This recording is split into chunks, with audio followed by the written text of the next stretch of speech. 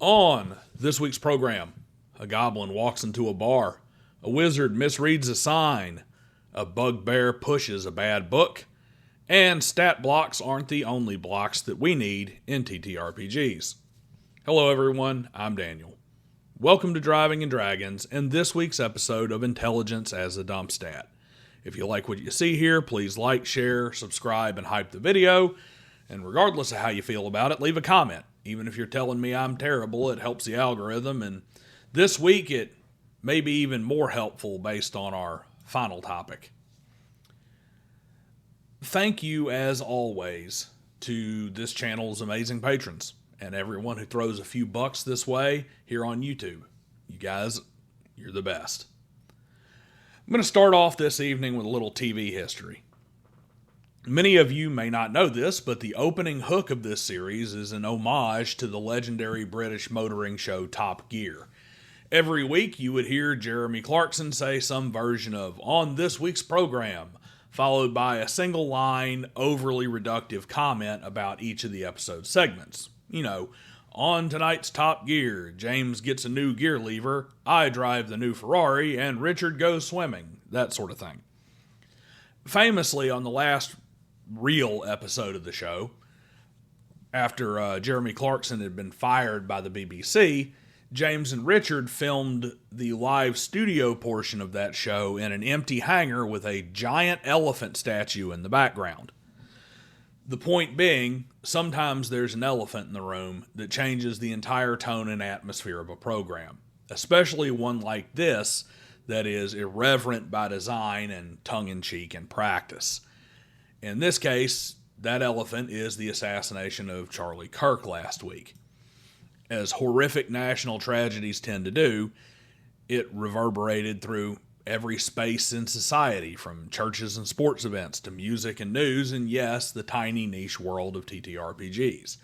And make no mistake, the public murder of a young father for encouraging young people to participate in our political system is a national tragedy. I don't care which side of the aisle a person's opinions fall on. So here I am, like the top tier guys, with half a show. I collect content for Intelligence as a Dump Stat throughout the week off of social media. Well, at approximately 1:23 p.m. Central Standard Time on Wednesday, September 10th, the talk about gaming essentially stopped. There were no more idiotic gaming takes to mock, only the kind of stuff that you don't want to repeat, even to make fun of it. So bear with me. Luckily, Monday and Tuesday they proved somewhat fruitful as we explore this week's boneheaded hot takes. We open up with a meme. Yes, a meme. It was posted by Dave Nighthawk Simpson with the idiotic caption, "Not every TTRPG has to be coded racism." At least, I read it as idiotic because it appears to support a truly idiotic trend that is supported by the meme itself. The meme features two panels introduced with the line, "Your goblin character walks into a tavern," and it follows with a crying Wojak and a base Chad meme, respectively. Wojak DM is narrating the tavern keeper yelling at the goblin to sleep outside like the filth they are while telling the player to just roll up a Legolas clone, and the base DM is narrating a tavern keeper saying, "Come in, little friend, eat, we have little beds that are just your size." This is absolutely moronic, and it represents, well, the elephant in the room, along with the bad world building. Here's the truth. There's absolutely nothing wrong with there being prejudiced NPCs in your game. That is about as realistic and natural as it gets, especially a monster race like goblins. Even in a non-standard fantasy world where goblins are not evil or corrupted by default, the geek classic, "your droids will have to wait outside, we don't serve them here," still fits. Particularly in a medieval coded setting like D&D. That is the norm, not the exception. But let's get to the real problem with this idiocy. People, stop it. Stop projecting your postmodern identitarianism into your meeting. or into your medium, and into anything, into your TV, into your games, into your genres, into your life in general. Stop making absolutely everything some kind of bullshit about whatever self-identified nonsense you associate with. It is not coded racism for a prejudiced or even outright racist character or entire society to exist in a game. It's not racism to say orcs and drow elves are evil. Freud once said sometimes a cigar is just a cigar. Guess what? Every time an orc shows up, an orc is just an orc. They aren't black people in green face. Well, I guess sometimes they're Mexican, but that isn't the point, is it? Speaking of woke-tards of the coast and their never-ending quest to become, just to completely annihilate Dungeons and Dragons, the D&D official X account chose to push bad gaming practices as well this week. Signs you are ready to DM. Everybody loves listening to your stories. This is bad on so many levels. Okay, so here's the only sign you're ready to GM.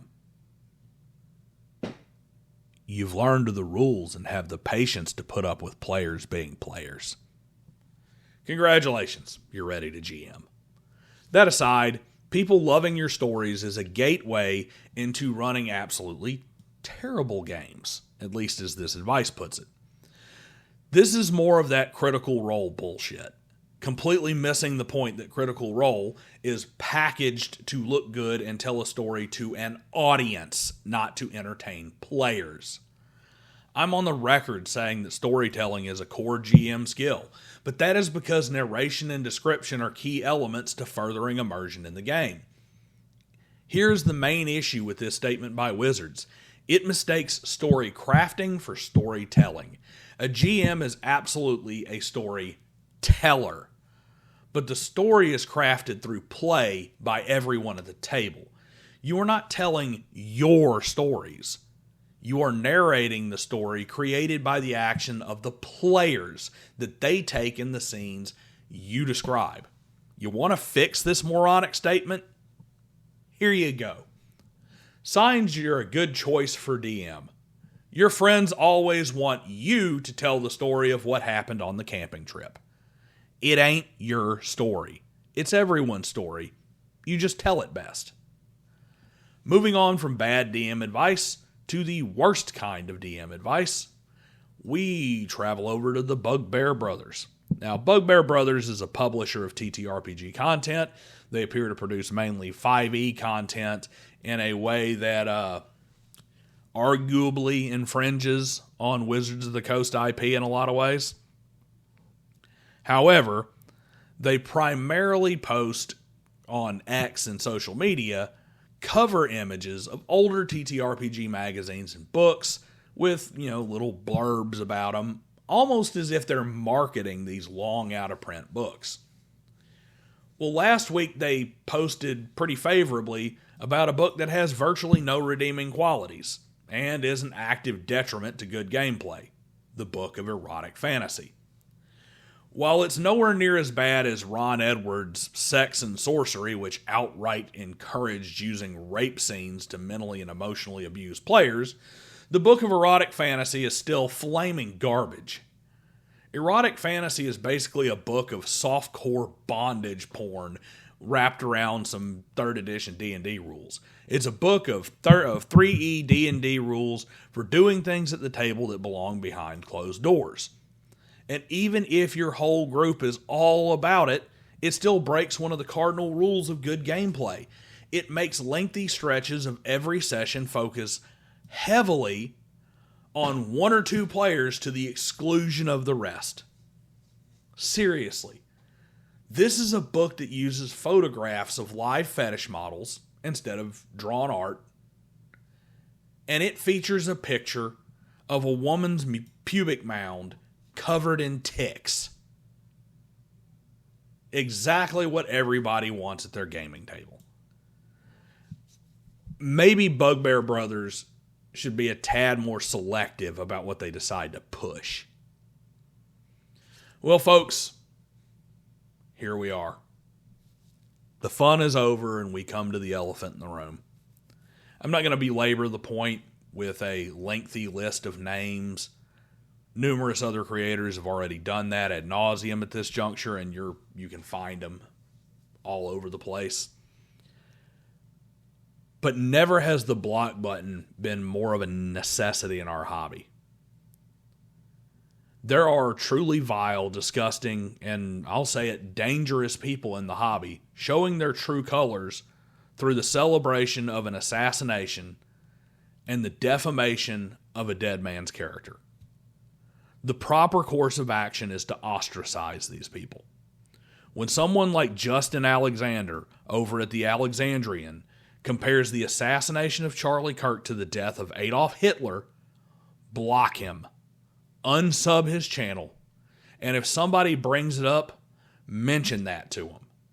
Do all you can to make his presence in the TTRPG hobby disappear completely. If this is a publisher that does this, or somebody who produces books or content, and you happen to have their stuff because you bought it beforehand, offer to give it away to someone who mentions that they're considering it. Take that one sale away from them if you can't just convince the person not to buy in the first place. Unsubscribe to their channels. Don't mention their content. And remember, they wanted attention so badly that they celebrated the killing of a man in front of his wife and small children. So don't give that attention to them. And do whatever you can to make sure that they don't get it from anyone else. These assholes didn't just use intelligence as a dump stat. They also used wisdom as a dump stat and decency as a dump stat. And we don't need these people in our lives, let alone our hobbies or at our gaming tables. Later this week, I'm back on alignment, folks, and we might hit a reaction or two. I'll see you guys next time.